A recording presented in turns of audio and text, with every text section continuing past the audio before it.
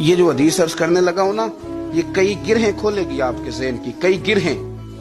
حضرت ابو الاحوص رضی اللہ تعالیٰ عنہ نبی کریم کی بارگاہ میں عرض کرتے ہیں۔ بعض اوقات بندہ کچھ باتیں عرض کرتا ہے تو محسوس ہوتا ہے کہ یہ بندہ نہ بڑا اکتا گیا یا بڑا تھک گیا ہے۔ ابو الاحوص رضی اللہ تعالیٰ عنہ عرض کرنے لگے، یا رسول اللہ صلی اللہ علیہ وسلم، میرا چچا زاد بھائی ہے، میں ہمیشہ اس کے ساتھ نیکی کرتا ہوں۔ یہ نسائی کی حدیث، ہمیشہ اس کے ساتھ نیکی کرتا ہوں، وہ میرے ساتھ کبھی بھی نہیں کرتا۔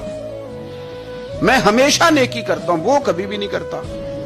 حضور اب میں نے بھی قسم اٹھا لی، میں نے بھی نہیں نیکی کرنی اس کے ساتھ، کیونکہ میں ہمیشہ کرتا ہوں، وہ کبھی کرتا ہی نہیں۔ اس نے کبھی جواب ہی نہیں دیا میری نیکی کا۔ ہوتے ہیں نا کچھ لوگ کام پڑے تو وہ آ جاتے ہیں۔ عرض کی، یا رسول اللہ اب میں نے بھی قسم کھا لی ہے، قسم کہ میں نے بھی نہیں اس کے ساتھ اچھا سلوک کرنا، جس طرح کا وہ اسی طرح کا میں۔ حضور مسکرائے، فرمایا نہیں تو اس طرح نہ کر، تو وہی فیصلہ کر جو زیادہ اچھا ہے، تو اچھا سلوک ہی کر۔